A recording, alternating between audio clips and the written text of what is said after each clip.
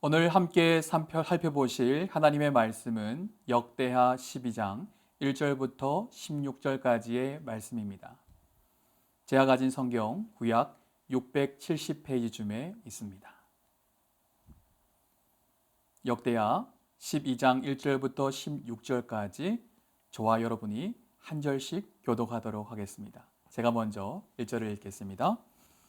르호보암의 나라가 견고하고 세력이 강해지매 그가 여호와의 율법을 버리니 온 이스라엘이 본받은지라. 그들이 여호와께 범죄하였으므로 르호보암 왕 제5년에 애굽 왕 시삭이 예루살렘을 치러 올라오니 그에게 병거가 1200대요 마병이 6만 명이며 애굽에서 그와 함께 온 백성 곧 리비아와 숫과 구스 사람이 헤아릴 수 없이 많더라. 시삭이 유다의 견고한 성읍들을 빼앗고 예루살렘에 이르니 그때 유다 방백들이 시삭의 일로 예루살렘에 모였는지라. 선지자 스마야가 르호보암과 방백들에게 나와 이르되 여호와께서 이같이 말씀하시기를 너희가 나를 버렸으므로 나도 너희를 버려 시삭의 손에 넘겼노라 하셨다 한지라. 이에 이스라엘 방백들과 왕이 스스로 겸비하여 이르되 여호와는 의로우시다 하매 여호와께서 그들이 스스로 겸비함을 보신지라. 여호와의 말씀이 스마야에게 임하여 이르시되 그들이 스스로 겸비하였으니 내가 멸하지 아니하고 저희를 조금 구원하여 나의 노를 시삭의 손을 통하여 예루살렘에 쏟지 아니하리라. 그러나 그들이 시삭의 종이 되어 나를 섬기는 것과 세상 나라를 섬기는 것이 어떠한지 알게 되리라 하셨더라. 애굽 왕 시삭이 올라와서 예루살렘을 치고 여호와의 전 보물과 왕궁의 보물을 모두 빼앗고 솔로몬이 만든 금 방패도 빼앗은지라. 르호보암 왕이 그 대신에 노스로 방패를 만들어 국문을 지키는 경호 책임자들의 손에 맡기매 왕이 여호와의 전에 들어갈 때마다 경호하는 자가 그 방패를 들고 갔다가 경호실로 도로 가져갔더라. 르호보암이 스스로 겸비하였고 유다의 선한 일도 있으므로 여호와께서 노를 돌이키사 다 멸하지 아니하셨더라. 르호보암 왕은 예루살렘에서 스스로 세력을 굳게 하여 다스리니라. 르호보암이 왕위에 오를 때 나이가 41세라. 예루살렘 곧 여호와께서 이스라엘의 모든 지파 중에서 택하여 그의 이름을 두신 성에서 17년 동안 다스리니라. 르호보암의 어머니의 이름은 나아마요 암몬 여인이더라. 르호보암이 악을 행하였으니 이는 그가 여호와를 구하는 마음을 굳게 하지 아니함이었더라. 르호보암의 처음부터 끝까지의 행적은 선지자 스마야와 선견자 iddo의 족보책에 기록되지 아니하였느냐. 르호보암과 여로보암 사이에 항상 전쟁이 있으니라. 르호보암이 그의 조상들과 함께 누움에 다윗성에 장사되고 그의 아들 아비야가 그를 대신하여 왕이 되니라. 아멘. 5월 넷째 주 소그룹 성경 공부의 제목은 온전한 마음을 지키라입니다. 성도 여러분, 온전한 마음이 무엇일까요? 온전한 마음은 하나님이 처음 사람을 창조하실 때 그 형상대로 지으신 모습과 마음을 의미합니다. 죄로 인해 그 온전성은 파괴되었지만 예수 그리스도로 말미암아 온전성이 회복되었고 또 지금도 회복도 되어져 가고 있는 것이죠. 오늘 이 시간을 통해 온전한 마음이 내 안에 있는지 스스로 돌아보기를 원하고요. 하나님이 주신 마음을 잘 지켜가기를 결단하는 시간이 되기를 소원합니다. 먼저 도입 질문을 살펴보겠습니다. 하나님께 드려야 할 영광을 나의 광주리에 담고 있지는 않습니까? 최 목사님, 하나님은 우리에게 무엇을 원하시는 분일까요? 네, 우리 하나님은 무엇보다도 우리를 통해 영광 받기를 원하시는 분이십니다. 이사야 43장 21절에도 이렇게 말씀하셨습니다. 이 백성은 내가 나를 위하여 지었나니 나를 찬송하게 하려 함이니라. 아멘. 아멘. 하나님은 우리가 살아가며 하나님의 이름을 높이기를 원하십니다. 아멘. 우리에게 행하신 일들을 찬양하며 하나님께 영광 돌리기를 원하시는 분이시죠. 네, 그렇습니다. 오늘 도입을 위한 글을 보면 우리가 하나님의 영광, 하나님 자신의 영광을 우리 광주리에 담을 때 하나님께서는 우리를 떠나간다고, 성령 하나님의 기름 부으심이 우리를 떠나간다고 말하고 있습니다. 하나님을 자랑하는 것이 아니라 우리 자신을 자랑할 때 하나님은 더 이상 우리와 함께하지 아니하시고 우리를 위하여서 일하시지도 않는다는 것을 말씀하고 있는 것이죠. 이 글을 보면서 내 자신을 좀 생각해 보게 됐습니다. 나는 하나님의 영광을 찬송하고 있는가? 하나님의 영광을 내 광주리에 담고 있지는 아니한가? 생각해 보며 돌이켜 보게 되었습니다. 네. 하나님의 행하심을 자랑할 때 그 초점이 사람에게 맞춰질 때가 있는 것 같습니다. 하나님의 응답, 하나님의 도우심에 대해 이야기를 시작했는데 어느 순간 그것이 내 자랑으로 끝날 때도 있는 것 같아요. 은연중에 나의 이름, 나의 열심, 나의 의가 드러날 때도 있는 것 같습니다. 하나님의 행하심에 대해서 자랑할 때 우리는 전적으로 하나님께 초점을 맞춰야 될 줄로 믿습니다. 나 자신을 드러내는 것이 아니라 오직 하나님의 영광을 드러내는 삶이 되어야 되는 것이죠. 오늘 우리가 읽었던 역대하 12장은요. 르호보암과 유다의 범죄, 그리고 애굽의 침공, 그리고 르호보암의 죽음에 대해서 이야기하고 있습니다. 이제 본문을 좀 더 구체적으로 살펴보면서 우리에게 주시는 교훈을 함께 나눴으면 좋겠습니다. 본문 질문 1번입니다. 르호보암은 자신의 나라가 강해지자 어떤 일을 저지릅니까? 성도가 교만해질 때는 언제입니까? 목사님 1절 말씀 읽고 한번 대답해 주시겠습니까? 네, 1절입니다. 르호보암의 나라가 견고하고 세력이 강해지매 그가 여호와의 율법을 버리니 온 이스라엘이 본받은지라. 역대하 11장을 보면 비록 왕국이 분열되었지만 르호보암 왕은 하나님의 말씀에 순종하였고 그 말씀에 따라서 지혜로운 정치를 행했음을 알 수가 있습니다. 하나님의 은혜로 남유다가 빠르게 안정을 되찾게 되는 것이죠. 그런데 그 시점에서 르호보암이 안정을 되찾고 자신감을 되찾자 견고한 성을, 견고한 요새들을 곳곳에 짓기 시작을 합니다. 바로 자신의 통치권을 강화하기 시작하는 것이죠. 그러면서 원래는 철저하게 어려울 때마다 하나님 앞에 엎드렸던 르호보암 왕이 하나님 앞에 엎드리지도 아니하고 도움을 구하지도 아니하고 하나님의 말씀을 버리는 그런 모습을 보이게 됩니다.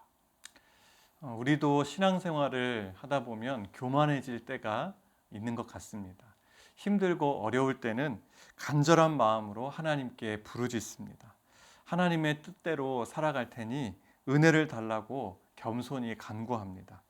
그런데 하나님의 긍휼과 자비로 고난의 시간이 지나가면 처음에 그 마음을 잊어버릴 때가 있는 것 같아요. 몸이 좀 편해지고 마음이 좀 편해지면 더 하나님을 잘 섬길 것 같았는데 막상 그렇게 되니 오히려 하나님을 멀리하고 내가 원하는 대로 살아갈 때가 있는 것 같습니다. 맞습니다. 르호보암이 하나님의 말씀에 순종했을 때 하나님의 은혜가 임함으로 그들에게 안정이 찾아왔습니다. 그런데 그때 더 하나님 앞에 겸손하였더라면 얼마나 좋았을까요? 하지만 어느 순간 하나님을 의지하는 것이 아니라 자신을 의지하고 세상의 힘을 의지하게 됨을 보게 되죠. 이러한 모습을 보면요, 은혜 받은 이후 그리고 평안해진 이후에 더 넘어지기 쉬움을 깨닫게 되는 것 같아요. 어려움이 찾아올 때만 하나님을 찾는 것이 아니라 문제가 사라지고 평안해졌을 때 더 겸손히 하나님을 붙들고 하나님의 뜻대로 살아갈 수 있기를 소원합니다. 아멘. 자, 그러면 2번 문제를 함께 살펴보겠습니다. 본문 질문 2번입니다. 르호보암과 백성의 불순종에 하나님은 어떻게 반응하십니까? 하나님의 말씀을 버린 것은 곧 누구를 버리는 것과 같습니까? 최 목사님, 본문 5절 말씀 읽고 한번 대답해 주시겠습니까? 5절입니다. 그때의 유다 방백들이 시삭의 일로 예루살렘에 모였는지라 선지자 스마야가 르호보암과 방백들에게 나와 이르되 여호와께서 이같이 말씀하시기를 너희가 나를 버렸으므로 나도 너희를 버려 시삭의 손에 넘겼노라 하셨다 한지라. 아멘. 르호보암과 유다 백성이 범죄하자 하나님께서는 즉각적으로 애굽 왕 시삭을 예루살렘에 보내어 치게 하셨습니다. 이 일 때문에 유다의 방백들이 한자리에 모여 대책을 강구하는데 바로 이때 하나님은 스마야 선지자를 통해 하나님의 메시지를 전해 주십니다. 너희가 나를 버렸으므로 나도 너희를 버려 시삭의 손에 넘겼노라.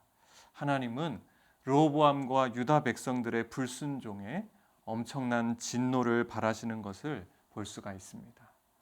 네, 그렇다면 하나님은 말씀에 불순종하는 것을 어떠한 행위로 받아들이고 있는 걸까요? 네, 하나님께서는 말씀을 버리고 율법을 버리고 말씀에 순종하지 않는 인생을 보면서 마치 하나님 자신을 버린 것이다 라고 말씀하고 있습니다.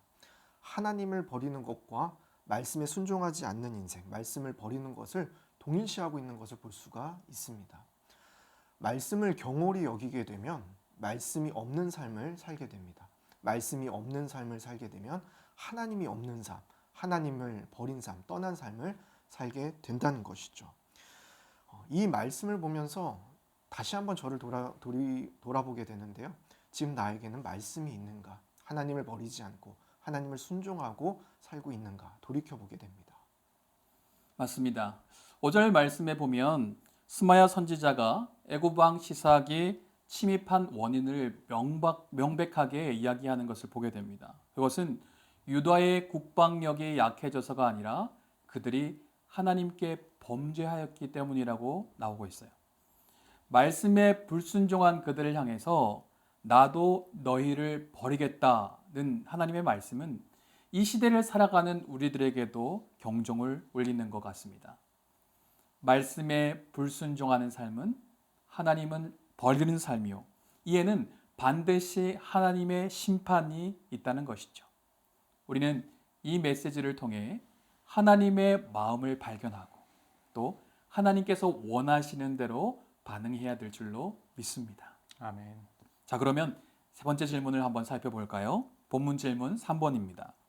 스마야 선지자를 통해 하나님의 마음을 깨달은 방백들과 왕은 어떻게 반응합니까?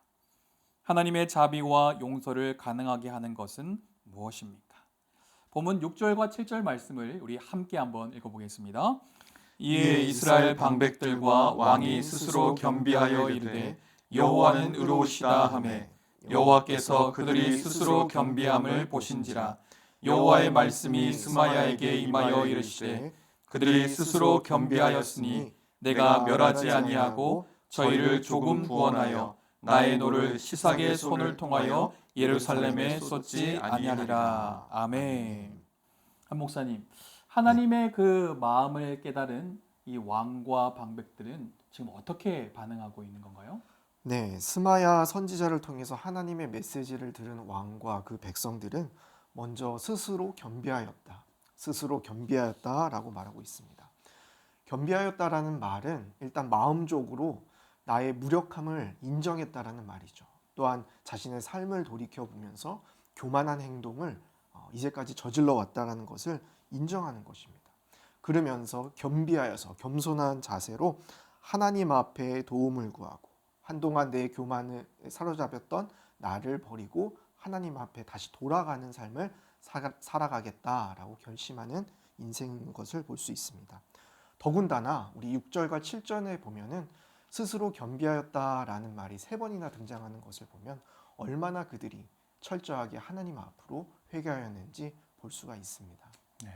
하나님 앞에서 겸비하며 철저하게 회개한 르호보암 왕과 유다의 방백들은 그 다음으로 여호와는 의로우시다라고 고백하고 있습니다.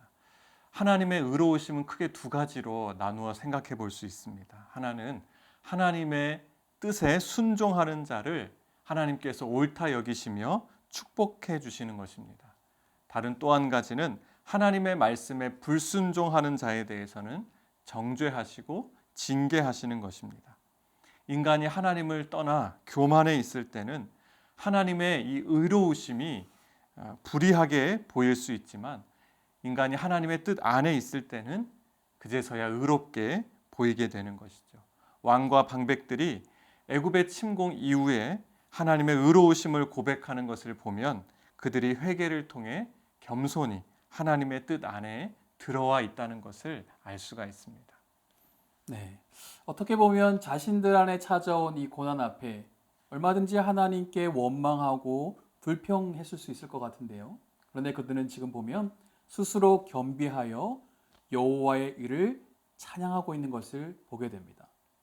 하나님 앞에 겸손히 회개함으로 주님께로 돌이키자 하나님께서 그들을 더 이상 멸하지 않으시겠다 그렇게 말씀하시죠.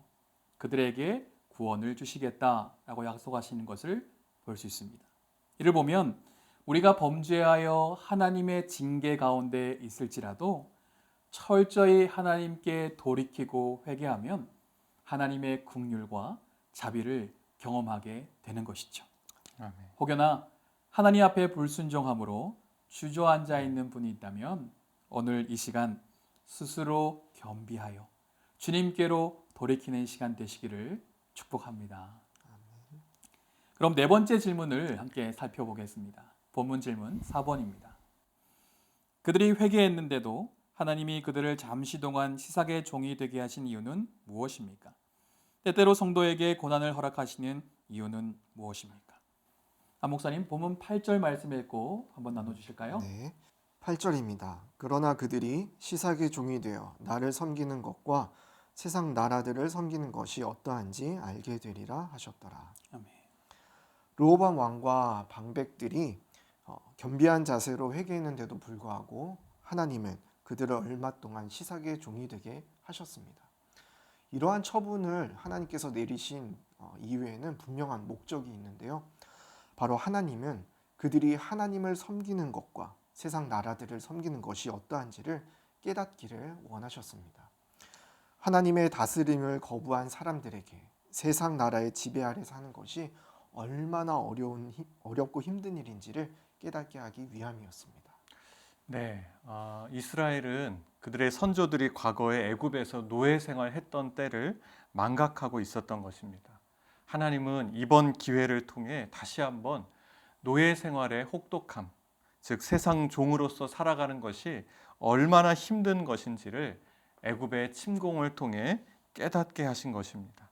이를 통해서 이스라엘 백성들이 다시 하나님을 섬기고 하나님께 순종하는 삶이 얼마나 행복하고 기쁜 일인지를 깨닫기를 원하셨던 것입니다. 네. 형통하고 평안할 때 하나님을 섬기는 가치를 깨닫지 못했던 유다 백성들에게 하나님은 그 평온함을 깨뜨리십니다. 그리고 고통의 시간 속에서 하나님을 섬기는 것이 얼마나 축복된 일인지 온몸으로 깨닫게 하시죠. 우리 인생에도 고난은 늘 찾아오기 마련입니다. 우리는 고난 앞에 원망을 쏟아내는 것이 아니라 하나님의 뜻을 발견할 수 있어야겠죠. 하나님은 고난을 통해 우리가 하나님께로 돌아오기를 원하십니다. 세상의 종으로 살아가는 것이 아니라 스스로 겸비함으로 우리의 구원자시요 우리의 모든 것 대신 하나님의 종으로 살아가기를 원하시는 거죠. 고난 가운데 절망하지 마시고 소망 대신 하나님께로 더 가까이 나가는 저와 여러분이 되셨으면 좋겠습니다. 자, 마지막 우리 다섯 번째 질문을 한번 살펴보겠습니다. 본문 질문 5번입니다. 르호보암 왕의 업적을 마무리하면서 말씀은 그의 삶을 어떻게 한 문장으로 정리하고 있습니까? 나의 인생이 어떻게 기록되길 원합니까? 안 목사님, 본문 13절, 14절 말씀 읽고 한번 나눠주시겠습니까? 네, 읽겠습니다. 르호보암 왕은 예루살렘에서 스스로 세력을 굳게 하여 다스리니라. 르호보암이 왕위에 오를 때의 나이가 41세라. 예루살렘 곧 여호와께서 이스라엘의 모든 지파 중에서 택하여 그의 이름을 두신 성에서 17년 동안 다스리니라. 르호보암의 어머니의 이름은 나아마요 암몬 여인이더라. 르호보암이 악을 행하였으니 이는 그가 여호와를 구하는 마음을 굳게 하지 아니함이었더라. 성경의 저자, 역대기의 저자는 르호보암의 마지막 인생을 평가하면서 스스로 세력을 굳게 하여 다스린 왕이라고 평가하고 있습니다. 한마디로 영적으로 실패하고 영적으로 무너진 인생이라고 평가하고 있는 것인데요. 그의 통치의 방식은 스스로 굳게 하는, 스스로 강성해지고자 하는 방식이었습니다. 하나님 앞에 먼저 도움을 구하지도 아니하였고요. 하나님 앞에 엎드려서 기도로 나아가지도 아니하였습니다. 도리어 자신의 생각과 계획과 방법대로 이 모든 문제를 헤쳐 나가보려고 하는 그런 인생이었던 것이죠. 물론 통치 초기에 그리고 심판과 징계가 있은 후에 잠시 동안은 회개하는 그런 모습을 보이기는 했는데 신실하게 그 마음을 붙잡지는 못했습니다. 그래서 이 모습을 성경에서 평가할 때 하나님 앞에 악한 왕이라고 평가하는 것을 볼 수 있습니다. 네, 저도 언젠가 이 세상에서의 삶을 마감하게 될 때에 하나님께 어떤 평가를 받게 될까 궁금하기도 하고 한편으로는 두려운 마음이 들기도 합니다. 마음 같아서는 성경에 나오는 믿음의 선조들처럼 하나님께 칭찬을 받을 수 있다면 얼마나 좋을까 하는 생각을 하는데요. 모세처럼 온유함이 지면의 모든 사람보다 더하더라. 또 다윗 왕처럼 하나님의 마음에 합한 삶을 살았다. 이런 평가를 하나님께 받으면 참 좋겠다라는 생각을 합니다. 네, 저도 목사님과 같은 마음입니다. 솔직히 하나님 앞에서 열심히 산다고는 하지만 때로는 르호보암과 같은 평가를 받으면 어떡하지? 라는 두려움이 찾아올 때도 있는 것 같아요.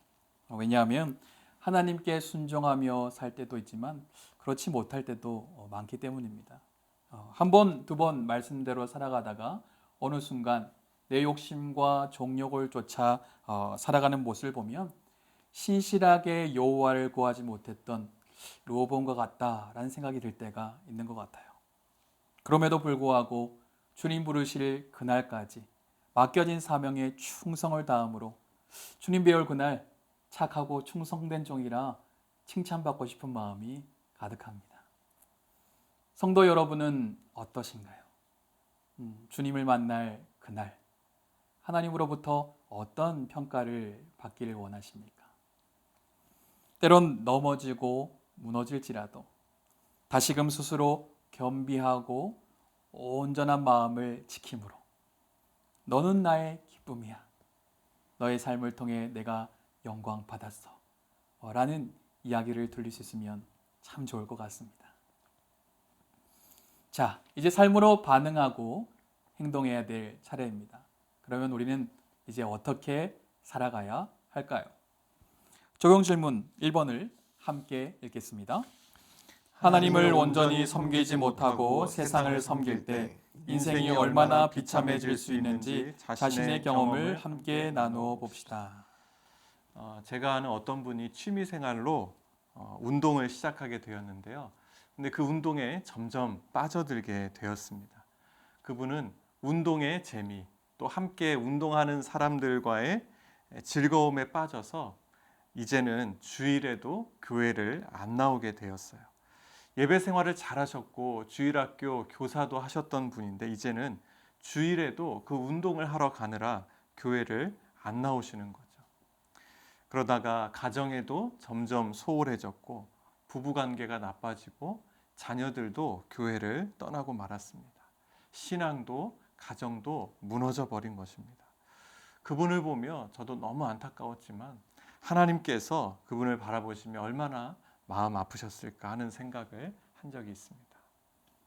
네, 우리는 세상 즐거움과 만족을 쫓아 살아갈 때가 있습니다.